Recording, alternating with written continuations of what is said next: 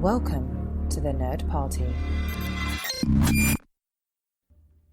Want to be a part of the Nerd Party community?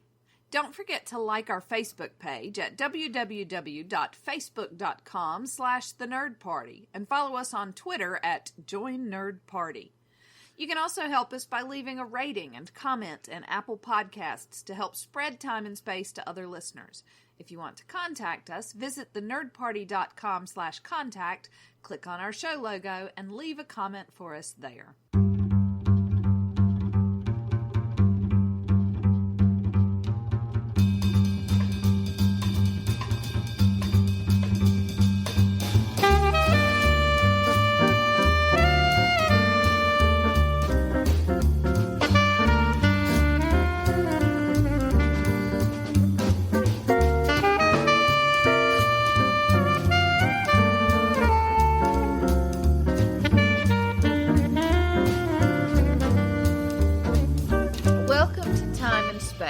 A Doctor Who podcast.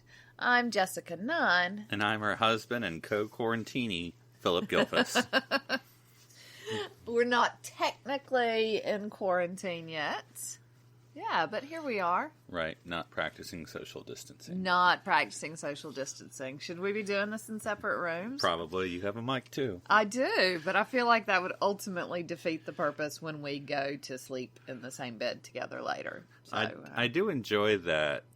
You know, obviously lots of bad things going on, but the silver lining is that the people in the UK who often don't talk to you now talk to you. You had your little web Zoomy cast.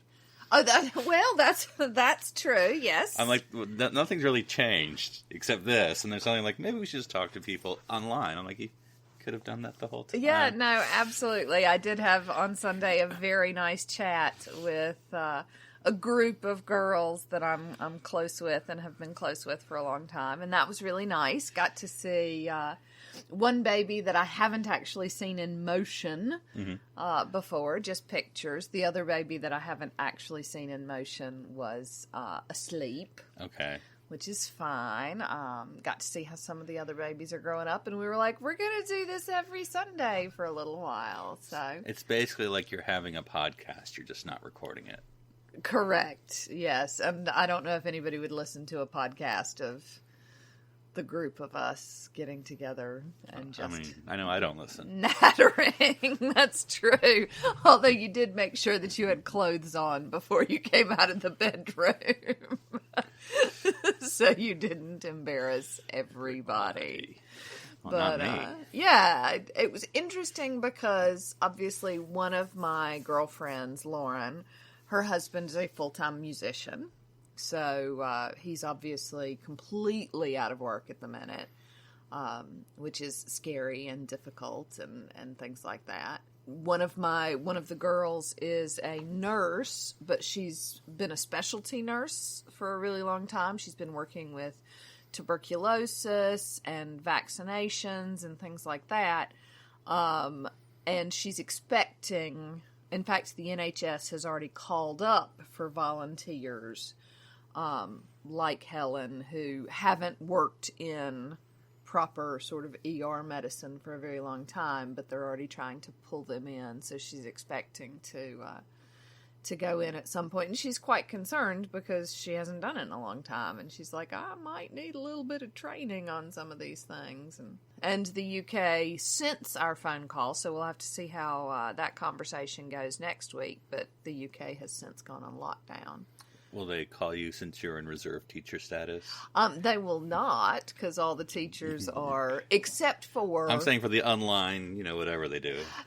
Yeah, no, I mean, everybody's busy, although there have been a lot of Facebook posts from friends of mine, both in the UK and in here in America, who are teachers who were like, if you need me as a resource, I'm here. Just let everyone know you have a mic. Yep. And I did actually get a message, an email today from a supply teaching group that was like, hey, we're looking to fill some slots. And I was like, bet you aren't right now. Bet you're cool. Mm-hmm.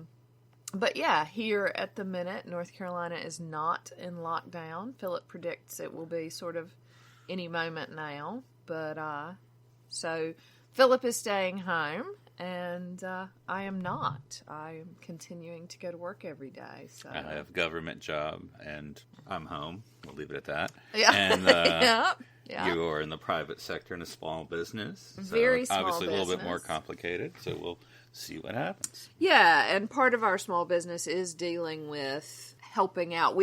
I work for a sign shop, and so we've been called upon recently to make signs for the hospital as they're preparing for all of this, and to make signs for the city to announce closings, putting up signs to say that the parks are closed and things like that. So I feel like I'm helping in a small way. Have you made any stay the F home signs yet? I have not made any stay the F home signs, although I'm thinking about doing a personal one. Right. But we don't have a whole lot of walk-in traffic. Today was a busy day, and I saw maybe 6 other people other than the 2 people that I work with. And like I say, that was quite busy. So, I don't know. We'll see what happens if we go into lockdown. Well, other than this being a quarantine episode, you know what else is special about this episode? What is special about this episode, baby? This is the 100th episode of Time and Space. This is our anniversary? Yeah. What did you buy me? Well, the shops are mostly closed. Is that your excuse? Baby, that's and Amazon's only not selling toilet paper. No, I wish you'd gotten me toilet paper. That's Yes. right. We're running dangerously low. Not terribly low. I figure we got another week and a half before things start to get into a... Oh, wait, so I can't keep doing the thing where I just stop be doing like the cat yeah, and roll the paper down. Stop wrapping yourself up. Like a mummy. Yep. Aw. Oh, I'm a little concerned that the cat is going to be like, toilet paper, and tear it all up, and then we're just going to have to be like, nah, this is our life now. So for our 100th episode, I thought we'd kind of do something different. We haven't necessarily done our Series 12 wrap-up yet, but we'll do that next week. So instead, I thought we'd come a little more broader into Doctor Who fandom. And so we're going to talk Classic Who versus New Who, but not like in a competitive, which is better and all that. We're just going to talk about the best parts of each. Because obviously, there's different, they're the same, but kind of what's the best part about Classic Who, now that we've gotten more into it. And then what's sort of our favorite parts about New Who. And for our Inside the TARDIS library, we're going to talk about a little quarantine event we took place in with the hashtag Save the Day of the Doctor rewatch that was organized by Emily Cook, if I have her name correctly, of Doctor Who Magazine Weekly. Sorry, it's blanking for a second. But anyway, who's been organizing that first global rewatch that include Stephen Moffat coming on Twitter and tweeting accordingly. And then we'll talk about that experience. So first, let's go into the just broadly Doctor Who. So I know we haven't watched it lately, but when you think about Classic Who, what are the good parts? Or what do you appreciate about that the most? Well... Or your favorite parts, or what you look forward to, if anything. Yeah, I think one of the things, because Troughton had Jamie the Scot, right? Jamie. Mm-hmm. Yep. And one of the things that I'm very excited about that I've just recently learned is Jamie the Scot from Doctor Who was the inspiration for Jamie the Scot in the Outlander book series. And so that's very cool because I'm also watching that in my spare time, which I still don't have a whole lot of, but yeah, so that's very cool. And I don't feel like I've watched enough of that. Because, of course, with Troughton has the most lost episodes.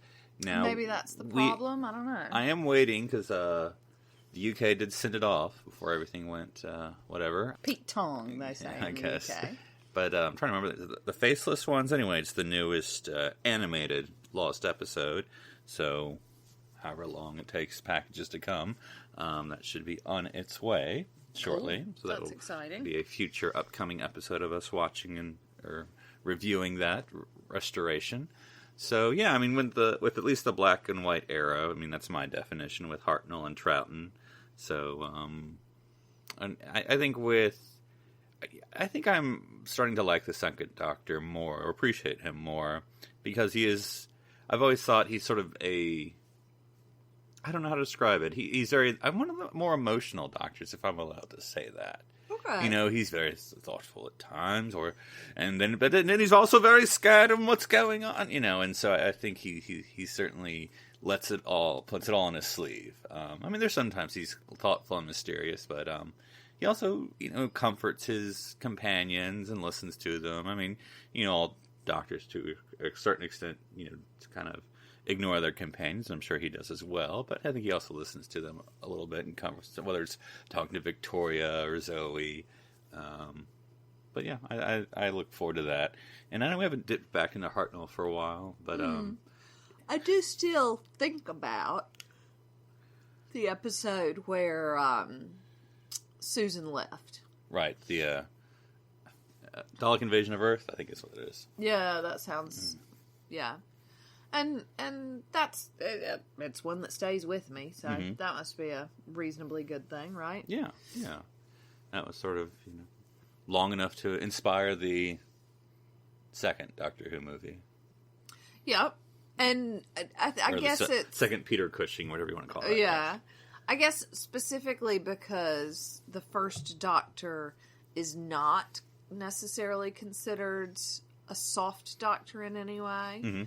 But he does this sort of sacrificial num, right. You know, I want you to be happy more than I want you to stay with me kind of thing. And that's a nice moment. And the subsequent reimaginings of the first Doctor, has that colored anything with you as far as, you know, David love Bradley? Him. David Bradley. Love me some David Bradley. Yeah. And I think it does, because I do. I really like David Bradley, and I like what he does with the first Doctor. So, yeah, definitely. Definitely. The third first, I like a lot. And how do you like these serializations versus hard and fast episodes?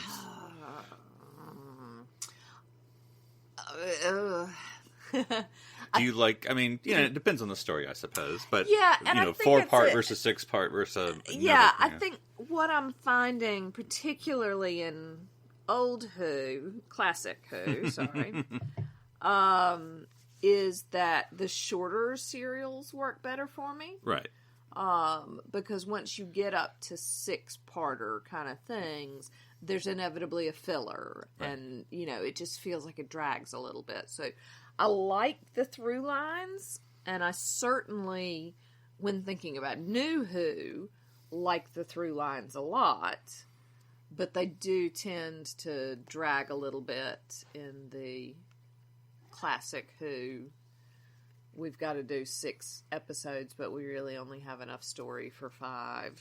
Yeah. Sort of Yahoo thing. It does make me wonder, I mean, because I don't have this encyclopedic knowledge, and probably listeners do, how many odd-numbered serials there are. Because it's either like 4, 6, 8. Yeah. You know, I mean, how many, like, 5 are there, you know? Because, is there a magic reason of why they choose? Well, presumably to fit it into the number of episodes they have in a season, and then why or is that number? You know what I'm saying? Yeah, I don't know. Yeah, I don't know. Answer Phillip. question. I don't know. Why are you avoiding? Why are you know. avoiding the question? I am. I'm evading the question. Let's talk about something. Squirrel. Well, let's enter into the colorization era of Doctor Who. Okay. So that's the Pertwee, and then Baker the First, Davison, Baker the Second, McCoy era, which you can break those down if you want to. But, you know, we've been obviously watching a lot of Third Doctor, sort of making our way through his 3rd series, I think, off the top of my head. Because the first series was with... sorry, I've forgotten the companion's name. Oh, yeah, not Joe. Yes, not Joe. And we're at the end of the 3rd series with Joe, or, you know, the third Doctor series. We just finished up with the mutants. Oh, and I'm annoyed I can't remember her name. I know, it's really bad, because she's like, you know, it's not bad. No. I just can't remember her name. She's fine. I can see her face, too. Including in that terrible film we watched by Mark Gaddis. There she is, still. Yeah. And so what do you sort of think of, at least, I don't know, 3, 4, 5? Yeah, I'm enjoying Joe a lot. because she is a little bit of a self-rescuing princess, which I always appreciate. Particularly, and Liz I know Shaw, just so we don't. Liz Shaw, There you go. of course. Not to be confused with Tim Shaw. That's right. I'm very excited about. I enjoy Joe. I'm very excited about getting on to Sarah Jane, who I know is next, because then we do sort of go in with the screamers for a little while. Right. The help me, But not for a little bit. I mean, because who comes after Sarah Jane? Leela. Oh yeah, of course. Who was knifing people left and right. Yeah, there is that. And then after Leela is the Romanas. Okay. So, really. Yeah, we've got a little bit of time before we get into the screamers. Yeah, it's sort of the Baker era. Yeah, and then we finish up with Ace. Yep, that's right. Who is the most fantastic, in my humble opinion, self-rescuing princess out there. Yeah, and we haven't watched all of McCoy just yet, so... Yeah, still got it to go. There's still more to watch for him. But I enjoy Pertwee a lot. Mm-hmm. And I'm not even sure why I have such a fondness for him, but I really do. I just like him a lot, and his little cape. And well, it strikes me, and again, I can only talk about my own experience, and I just sort of have to absorb whatever the actual UK cultural experience was at the time, and still is, that... because it always seems that Tom Baker, the fourth Doctor, is sort of the Doctor. But it seems like the more I hear about older stuff, like John Pertwee, the third Doctor, was the Doctor. And then Baker, too. But, Pertwee still is held up as... and which is because I don't know, I'm watching him for the first time as you're watching him. And so it's interesting that he was thought of as establishing, obviously Hartnell and Troughton was good, but he sort of made it what it was. And then Baker made even more so what it was. Yeah. And then from there. But I mean, all right, which is lovely. Yeah. Yeah. Yeah, you can see with the... Yeah, because I think with the third Doctor, there is this sort of... I mean, what everyone has always said before, I'm not saying anything new, but you have that gentlemanness, and then you have the random action fighter who's just karate chopping and grabbing people left and right. And then just stopping for sandwiches, which that was so funny, Yeah. Yeah, the episode that we watched just recently, there was a lot of eating going on, which then just made me think of Graham, and it all comes home again. Because I think, and I guess you can argue, the third Doctor is the least eccentric Doctor. I think. Maybe Dave is the fifth Doctor, but we haven't necessarily watched a lot of him lately.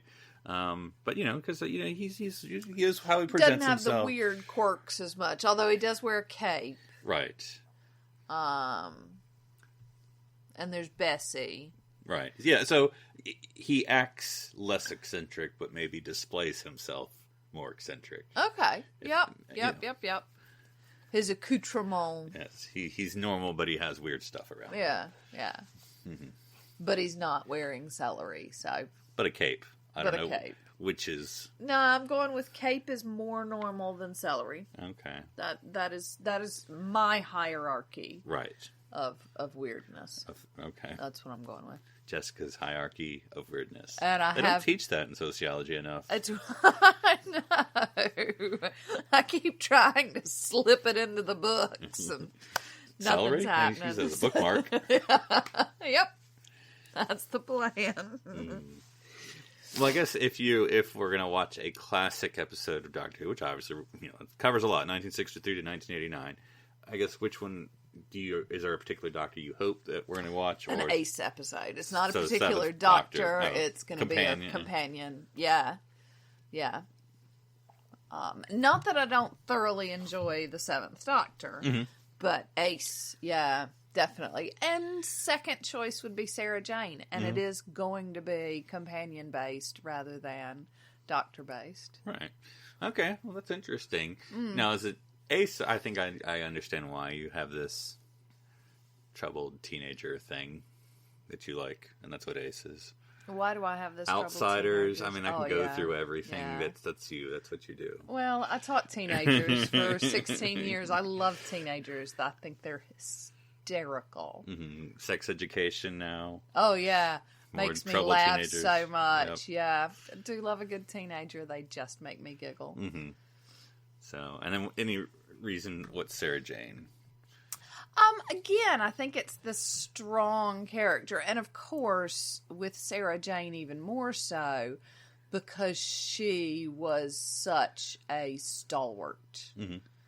I mean, by far, she is the most lasting companion, right? I mean, Without looking, it seems. I mean, right. but in terms of not just her time on Doctor Who, Right. but then the spin-offs and then returning in NuWho. I mean, she was definitely the most lasting companion. Impression. Yeah. So yeah, and I admire her. That's amazing. And sort of the latter era of the classic. Well, you've talked to Ace. Anything about the 5th or 6th Doctor that? Again, those screaming companions just don't do it for me. Yeah.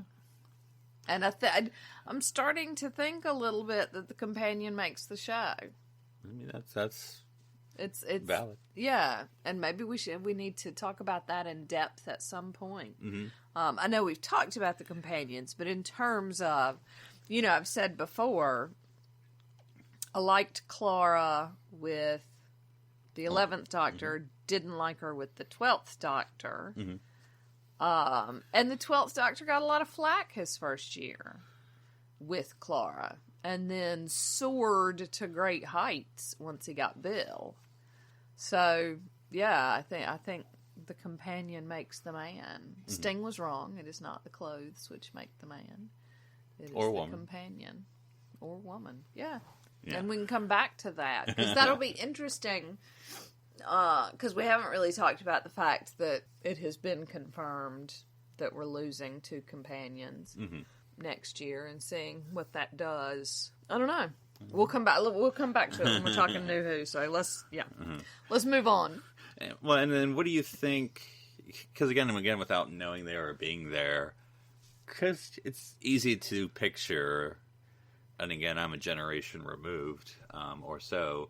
That what the Doctor Who fan of classic Who at the time was, was it just a bunch of, 20-year-old nerds or something, or, in other words, why do you think the program lasted as long as it did, all the way from 63 to 89? And, of course you know more than I do, and, British shows aren't necessarily known for such a long, lasting, but absent being a soap opera. People, and I think that's the thing. People in England grab hold of things, and maybe we do here too, I don't know, but you get people like Bruce, what's his name, and the only thing I know him from is Strictly Come Dancing, but he has been a presenter for 100 years, and everybody knows his catchphrase, and he continues to use his catchphrase. And the guy who did, what's the show where you open the boxes? Deal or No Deal. Right.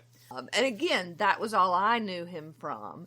But he had been a presenter for hundreds of years, and everybody knew who. Ant and Dec, even. I think Ant's a little trouble these days, but let's go. Yeah.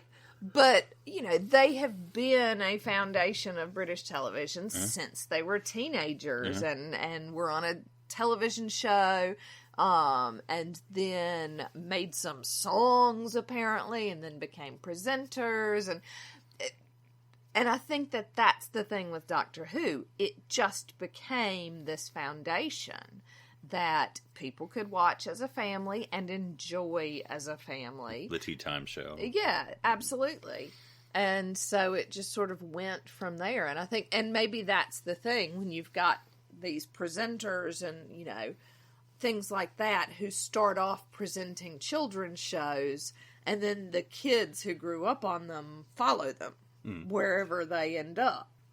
It's the same reason that Take That, the boy band, they broke up. They were broken up for 10 years or something.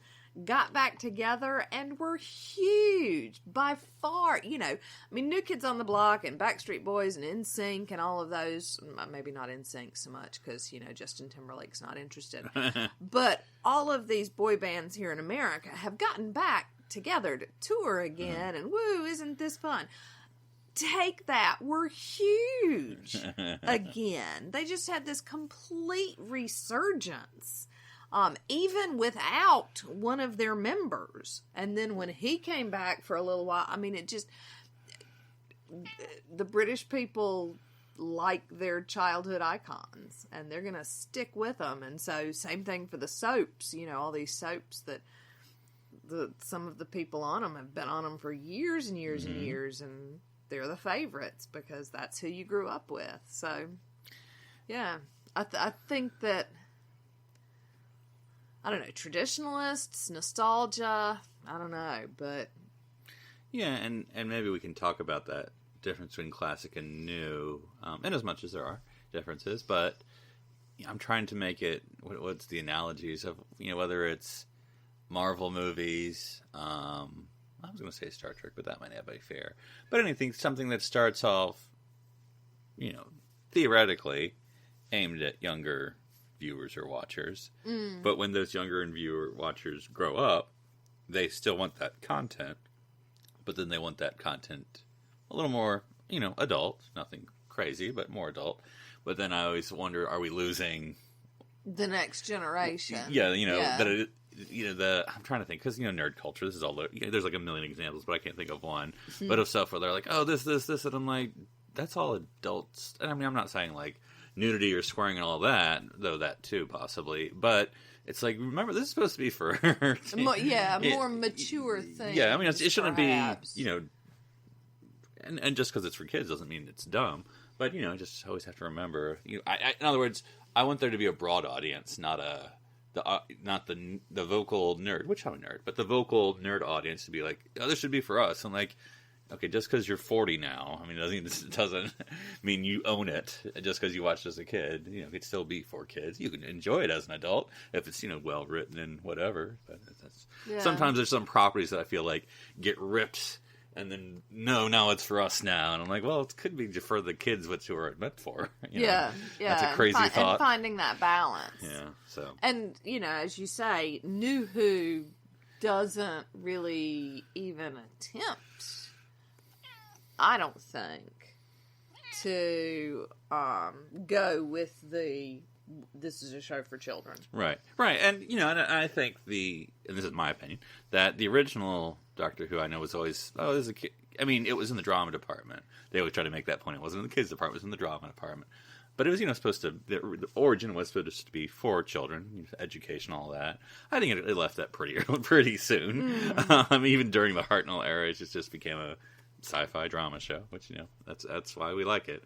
So, but, you know, nevertheless. Before we leave, classic, anything, again, out of our highlights that you've found? Ace. All right. It's Ace for you. It's Ace for me.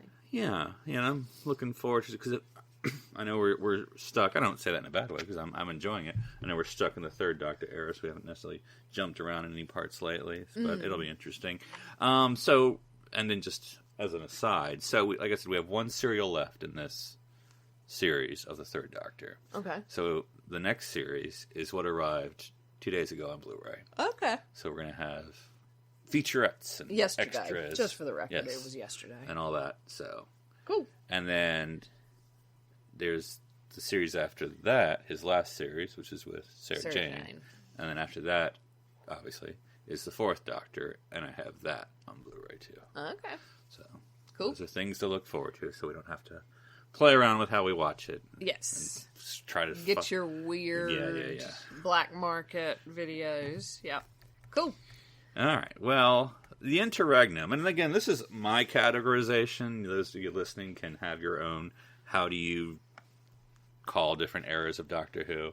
Well, I just call this the interregnum era. So this is the Doctor Who movie, a.k.a. Eighth Doctor, Big Finish, all that. Now, of course, a lot of Big Finish that we've listened to is post-advent of NuWho. Yeah. But at least, you know, what some of it, I mean, the Eighth Doctor that we've been listening to now in order is all pre-NuWho. Oh, is it? Yeah. Okay. Yeah. It all is. Without looking things up, so again, you can yell at me if I'm wrong. I think Lucy. I think Lucy would probably be post NuWho era of Big Finish, but I could be wrong for all I know. Yeah. I don't know when the exact what's the first Eighth Doctor story that was post NuWho. I can't talk off the top of my head. But anyway, so everything we've listened to with Charlie is still before 2000 and whatever 5. 5, yeah. Yeah, I think I got that wrong there. But so basically, what do you think of that sort of? What do you look forward to with the Eighth Doctor? I mean, I look forward to continuing his adventures. Again, I'm a big fan of Sheridan Smith, so I'm looking forward to getting full-blown into Lucy as well. Although, I need to figure out what the heck's going on with Charlie, so there's that. But I tend to like the Eighth Doctor, despite not being a fan of the movie. Right. I'm quite fond of him, and maybe it's the underdog syndrome of all he got was a lousy movie, and by lousy movie I mean literally a lousy movie, and so I'm cheering for him in the Big Finish world where he gets to spend more time with the Doctor and explore that, and I think that's delightful. Mm-hmm. And one thing, and this is going back, so I apologize, to the classic era, but just something that I know we might get into, but obviously we've gotten the reintroduction of the Master. What are you thinking of the first Master? Roger Delgado, I hope I'm saying that name right, of the Third Doctor era. Yeah. Because now you've seen every Master now. Yeah, he's so villain. Mm-hmm. Like, there's very little in place for him to have any, and I do like my shades of grey. We've talked about this over and over and over again. Who do you think is the greyest Master? Oh, Missy, definitely. Mm-hmm. Well, is that the post, 12th Doctor reforming her? Yeah. Okay. Yeah. I mean, that's why. Yeah, without a doubt, she's the one with the most. Is she bad guy? Is she good guy? Is she, is she dabbing? What was she that? dabs. You don't remember the part? No, where I do not. That was in the Bill's dabbing. last episode where she's pretending to be Doctor Who. Yeah. She said, "I'm Doctor Who. That's my name. I'm Doctor Who." So yeah, I mean, I think that murkiness, because we get so much of, I guess more particularly in NuWho, although we get some glimpses of it in Old Who, of, they were friends. They go back a long way. There's history there. Mm-hmm.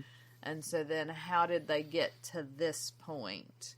And those shades of gray, even if they don't fill in those gaps, they make a little more sense. Right. As opposed to, why was Doctor Who friends with this jerk for so long? Know. So, yeah. Or jerk-ass. Yes. Yeah. All right. Well, let's go to NuWho, your more familiar era. Yep. What are your favorite parts about Doctor Who in the post revival era? I like. There's so much to enjoy in my mind. There are the story arcs. They're really interesting. Again, thinking of the Weeping Angels and the Adipose, and they're just some really interesting. And I think that NuWho does this way better than Classic does. And I suppose it's to be expected. I think it's a generational thing of shades of grey bad guys. Mm-hmm.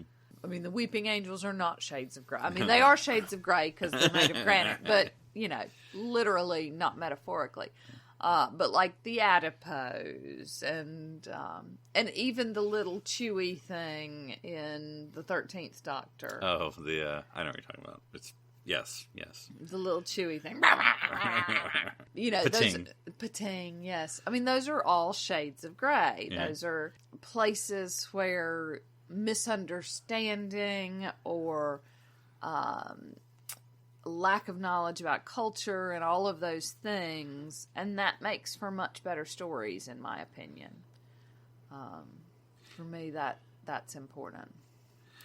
And it was interesting, kind of going to do this out of order, was it? I'm trying because I know we watched 2 in a row. I'm not trying to remember which one was which. I think it was The Mutants, which was to me heavily a colonization story. Shades of Grey, though, yeah. Yeah, with because the other one was with the Silurians. It was the Sea Devils.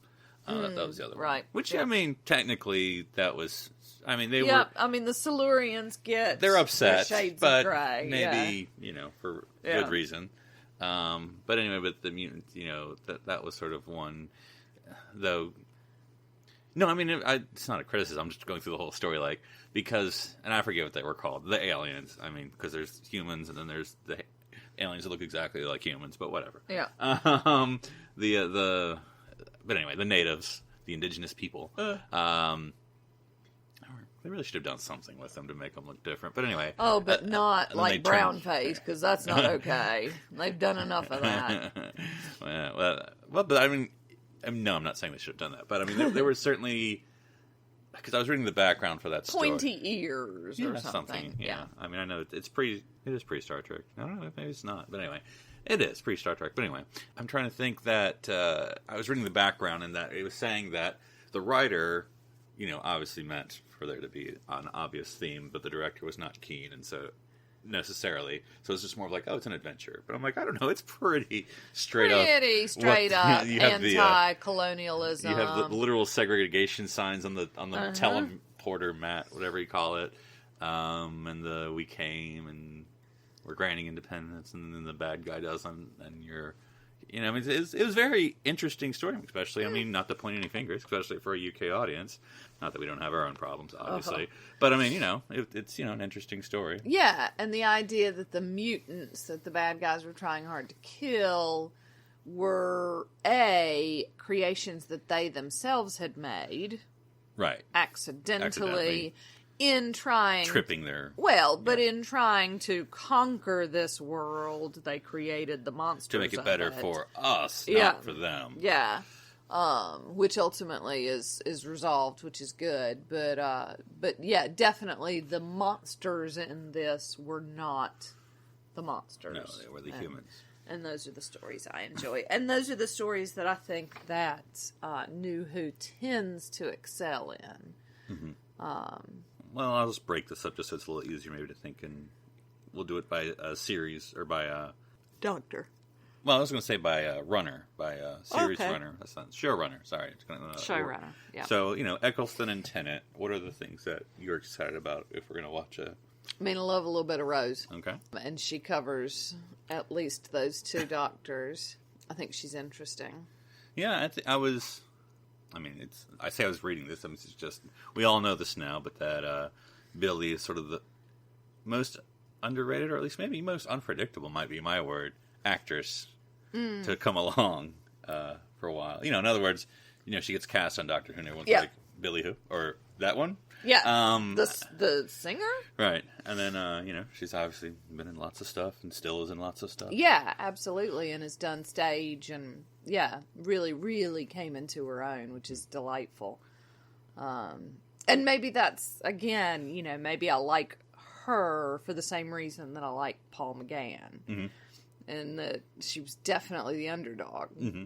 And really came into her own and then went off and did amazing things. So, that's exciting. And so, I think the casting of Rose was inspired because, again, who thinks, one-hit teenage wonder, let's cast her. Next to Christopher Eccleston. Yeah, next to our classically trained chip on the shoulder, Christopher Eccleston. Yeah, I think I enjoy in NuWho the larger stories. Now, it can always cut both ways, but broadly speaking, the arcs, or even thematic arcs, which is more what I like than just literally here's a plot we have to follow and shove it in everywhere. But, I think Tennant, or the 10th Doctor's era, I mean the 9th Doctor, but there was this sort of larger theme of the last of the Time Lords. And a lot of times that was isolating to him, so it could be very sad. But then, when he's reunited, or there's vestiges that maybe there's another one out there.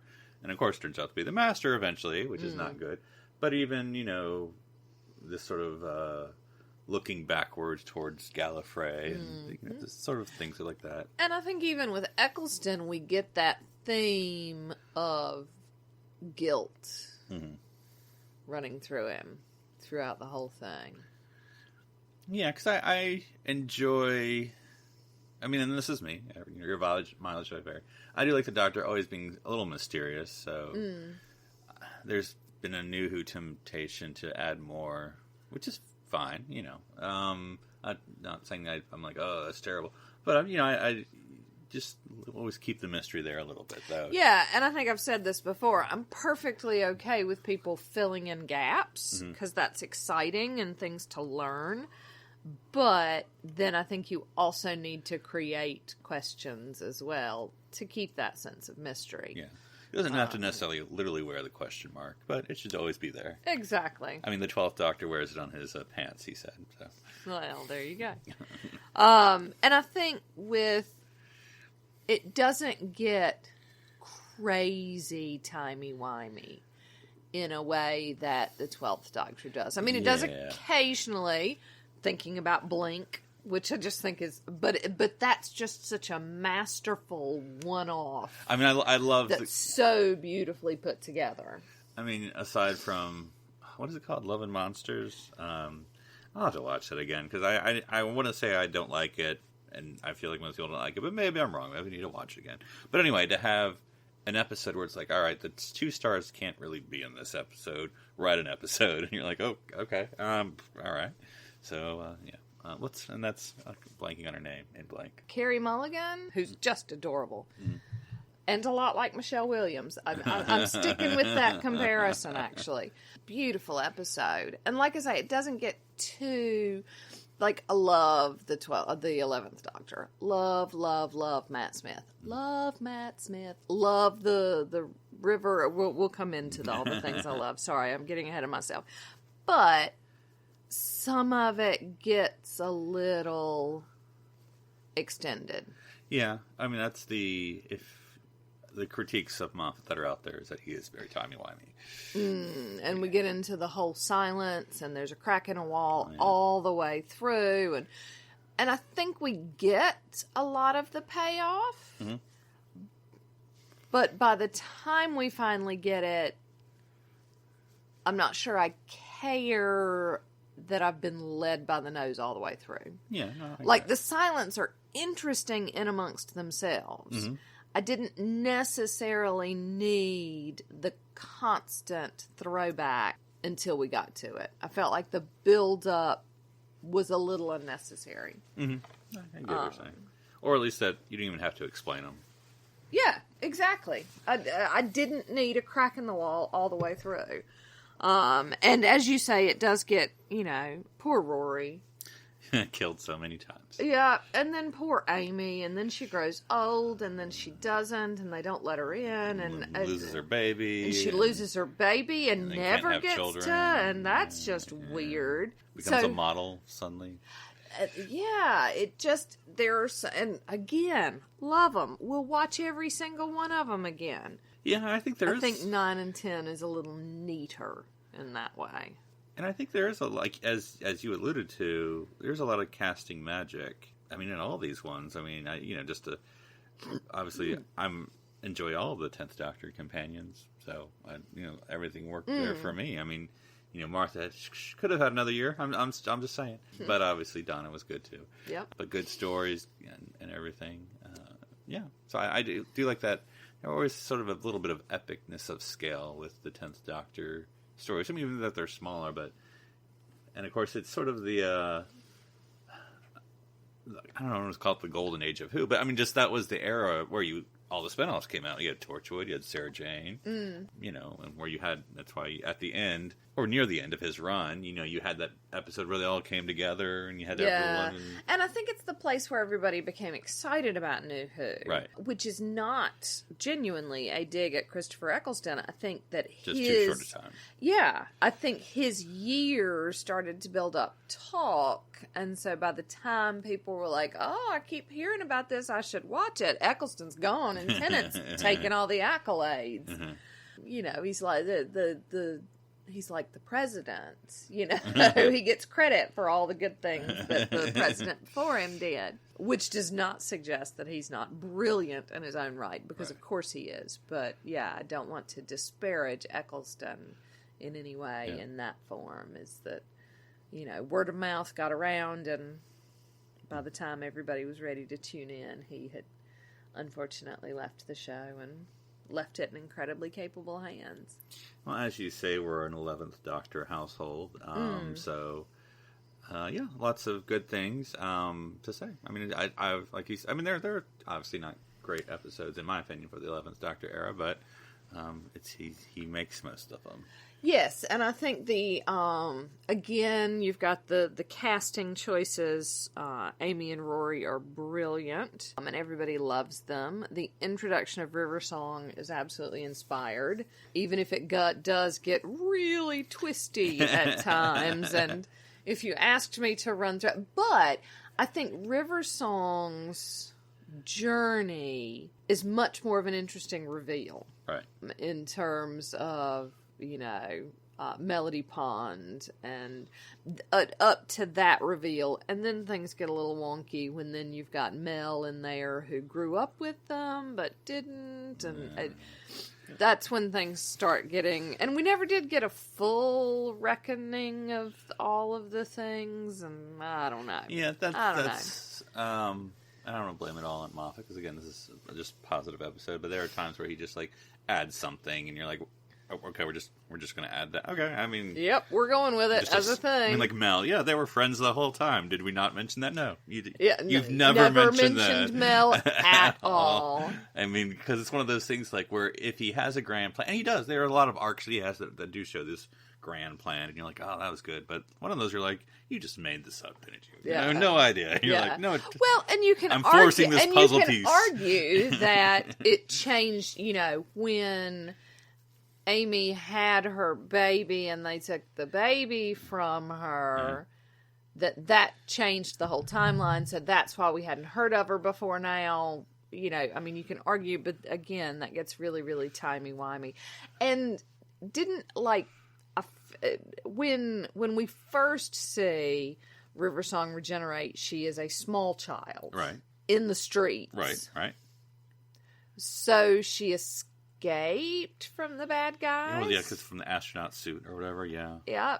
And then... Yeah, that was vague, too, because the ended up back with the bad guys? Well, I think she... Because she's definitely with the bad guys when she's River Song, and she must be partly with the bad guys when she's Mel, because... Oh, she got brainwashed. They triggered...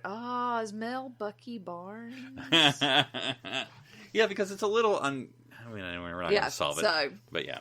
These are things. Things get squishy, and if you sit back and enjoy it, that's absolutely fine. Who. Yes, absolutely. If you want to go and do a deep dive, you're gonna get a brain freeze. Yeah, blood may come out of somewhere. It's good times. Yeah. So, 12th Doctor, we're usually a little pokey about. So about positive. If we're watching a 12th Doctor episode, what are you going to be like? Oh, this is going to be good because Bill. Yeah. So the last series, just the last season of the 12th Doctor. Yep, pretty much. Well, I don't disagree. I mean, there are some interesting 12th Doctor ones. I mean, like Time Heist, is that the name of the episode? Where it's, you know, him doing Ocean's 11. Or he's doing the Ocean's 11 sort of thing. Yeah, and, you know, it's not Capaldi's fault. It's not Jenna's fault.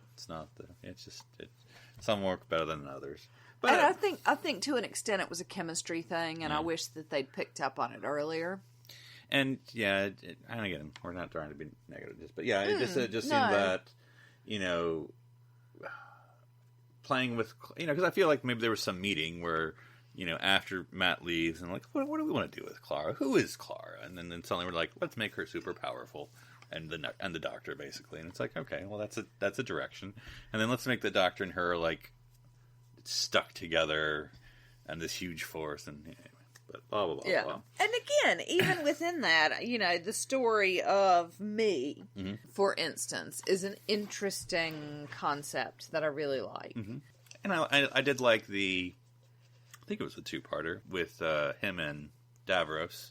You know, a little time jumping there, but, you know, where the Doctor had to make a choice about helping, obviously, this terrible person as a child. You know, it's the whole Hitler baby thing. Yeah. So, and Clara's death was really interesting, where she takes his mark, and there's nothing Face the Raven or whatever it's called. Yeah.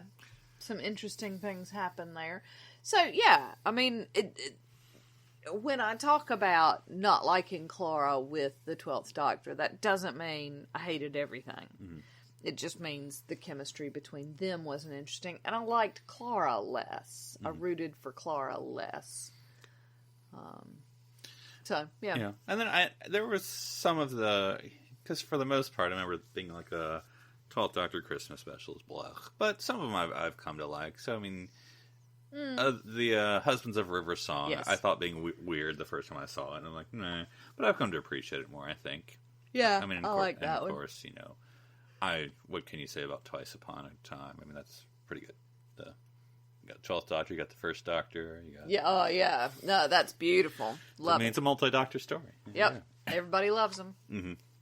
All right, so we're at the end, or / the present. Mm-hmm. We're at the Chibnall era. So I just hate to bug up, you know, just 2 series, I guess, not to spotlight the 13th Doctor era. But, you know, obviously we've had our ups and downs. This isn't our Series 12 wrap-up. But generally speaking, what makes you happy about this latest era of Doctor Who? Woman Doctor, gonna cheer it on every time. Yeah. Really loved the historical episodes. Right. Love the companions, feel like they're wildly underused. Mm-hmm. And that's, you know, with the news that Bradley and Tosin are exiting, which I'm sad about because I've loved them. It'll be interesting to see if then we get more. Right. Is it just going to be Yaz, or are they going to add more companions? Yeah, and I kind of hope, because Chibnall likes big casts, I kind of want him to keep it to Yaz so that he can play with all his guest stars. Yeah, and be very happy with all his guest stars, and we can still potentially find interesting things about Yaz. Mm-hmm. Yeah, the only thing I mean, this isn't written in stone everywhere. The only thing I'm upset is this will probably be the last series for Jodie. Theoretically, yeah, because this will be her third. Third's the charm. Yeah. And then off she pops. And it doesn't feel long enough. No. At all. It doesn't feel like she's had nearly enough time. Yeah, we'll see what happens. Yeah. So you're still enjoying Doctor Who. Still enjoying Doctor Who. Excited no matter which one is put in. I mean, you know, less excited when it's the 6th Doctor. But, you know, generally speaking, it's like, oh, okay. If it ones that I don't remember, and I probably don't remember most classics episodes, so I'll probably be watching like it's the first time. And then with the NuWho, I mean, I pretty much know them all. So, but, yeah, but largely, you know, 3/4 that we'd be excited about. Yeah. Or the ones that'd be like, oh, this one. Well, I'm sure there'll be a part here I'll like, though. All right, well, let's go into the TARDIS library. When you close your eyes, I go to the library. Go to the library now. So for this one, we're just going to talk about our recent experience. We've talked about this episode before, but we rewatched it again. So it was an interesting time in sort of the time of Corona, where we all, along with people around the world, watched Day of the Doctor again, which first premiered November 23rd, 2013, of course, the 50th anniversary of Doctor Who. And what was this rewatch like for you this time? Oh, well, this was the first episode that you ever showed me. Mm-hmm. To draw me, to lure me in, not only to Doctor Who, but to your... Ultimately marriage. Ultimately to marriage, yes. I suppose so. This was the weekend that we went away to the beach. Mm-hmm. So I guess our first holiday together. Mm-hmm. And you were just chucking episodes of science fiction at me. Right. You did some Firefly? Possibly. I don't know what the smorgasbord was. There's one that I slept through. Mm-hmm. But I still think That's Firefly. should... Yeah, but I still think we should go back to at some point, because I keep hearing good things. A little Star Trek. I don't know what I showed you. I wonder what I showed you. Because I'm sure it was like... The Tribbles or something. Yeah, I don't know. Yeah. And then this episode of Doctor Who. And that was the one that I went, hey, let's do more of this. So there's a certain amount of nostalgia there. I just love it, though. I just love it. I think it gets a little murky with the Zygons. I was close. Big sucky things. Yes, yeah.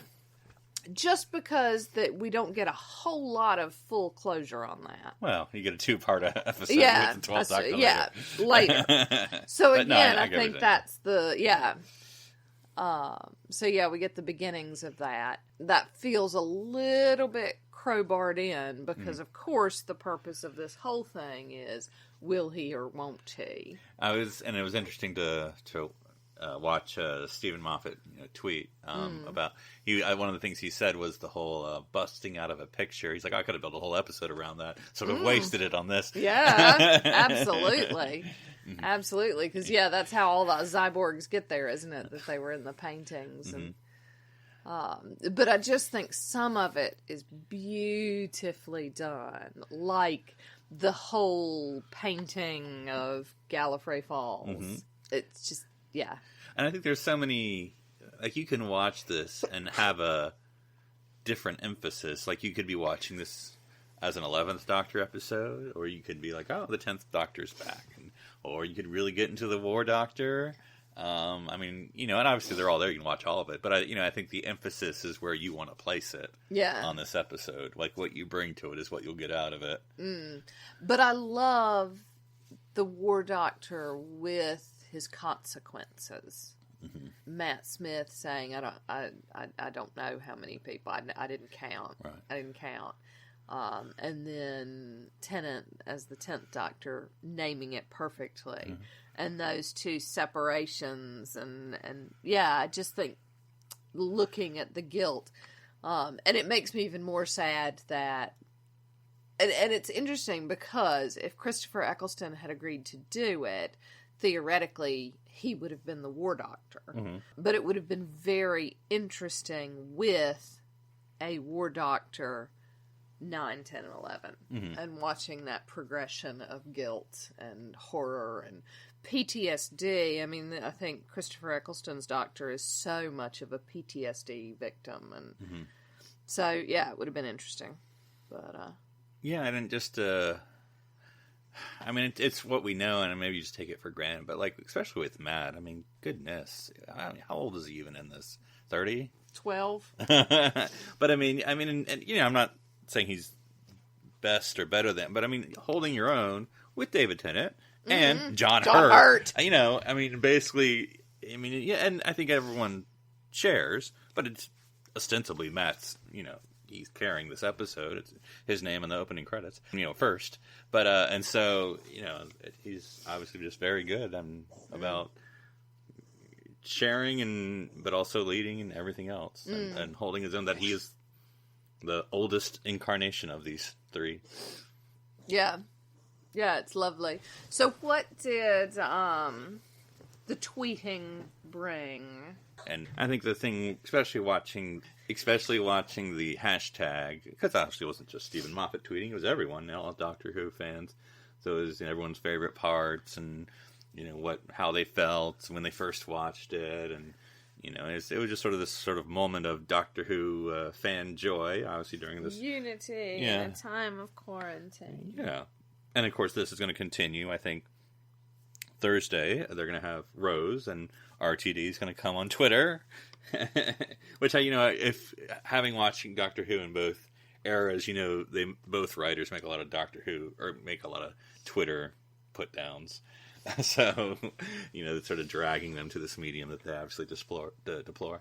So it'll be interesting, and apparently, I don't know what it's going to be. So, I mean, I'm downplaying a little bit, but apparently there's going to be RTD is going to release a Rose prequel that was filmed during the 50th, or for the 50th, I should say.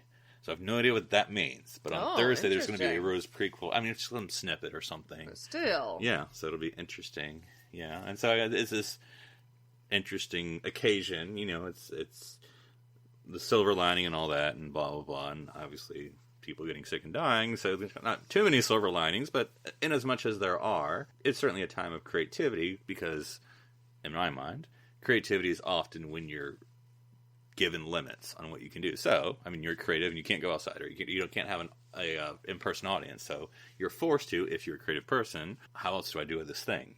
And so whether it's like, how Steven had Dan Starkey do a intro for Day of the Doctor again, with his character using a plush, it's fun. And then, but watching this with the, stuff that we've never thought we were going to release, here's this. And, I think, and especially with Doctor Who off the air now, I mean, momentarily, but for several months, even if it wasn't during this thing, it still keeps everything going. So, and that's a good thing. So if we've had Moffat, and now we're going to have Russell, does that mean next week? They've discovered, they have named some episodes that Emily, the young lady who's driving all this, but so I forget. I've forgotten which one they were saying. I think it's time to bring in Chibnall. What episode would you want them to do with the 13th Doctor? Spyfall. Mm-hmm. Parts 1 and 2. Yeah. All 2 hours or however long it was. Yeah, I mean, we watched the 50th. It's fine. It's fine. That thing does, fly. It I does. remember on Twitter, people are by. like, wait, this is 45 minutes? I thought this was 15 minutes in. Yeah. So, and maybe because this is probably my, I don't want to say 10th time. Maybe that's true, 10th time watching it. But I mean, it's still, scoots right on by. Yeah. Mm-hmm. So it's like once you get the hit the Black Archive, you're basically in the last act, and you're like, oh no, man. Or I mean, anyway. But yeah, with the War Doctor and pressing the big red button. Yeah. But anyway, cool. All right. Well, what are we going to talk about next time, darling? Next time we're going to do our season 12 wrap up. Yeah, so we're going to have long time to meditate on this and see what we thought. Certainly have a lot of time indoors. So. Watch it all again. We probably won't, but anyway. We probably won't. Because I'm still going to work. For now. Knock on wood. At least tomorrow. Exactly. Yeah. Well, I hope everyone's taking care of themselves and being safe. It's obviously a rough time, but... Wash your hands, social distance. Take care of yourself. Yeah, and, if you're feeling the craziness, then, hey, you got lots of the Doctor's many adventures throughout time and space.